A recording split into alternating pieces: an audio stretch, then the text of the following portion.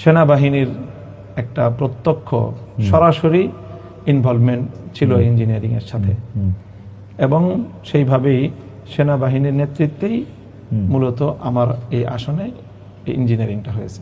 এটাকে আপনি আগে প্রেডিক্ট করতে পারছিলেন যে এরকম কিছু হবে? হ্যাঁ, সেই আশঙ্কাটা আমার আগে থেকেই ছিল। আগে থেকেই ছিল, মানে কারণ আমি আগে থেকেই আমার কাছে যেগুলো সব কথা হয়তো বলা যাবে না, এমন অনেক কথা আছে।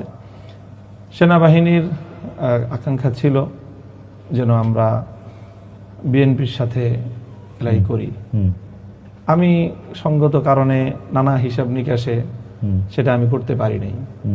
করতে না পারার কারণে তাদের একটা ক্ষোভ আমার প্রতি ছিল, ব্যক্তিগত আমার প্রতি, এবং সেই ক্ষোভের জায়গা থেকে এবং হয়তো আরো দেশের বাইরের যে সকল শক্তিগুলো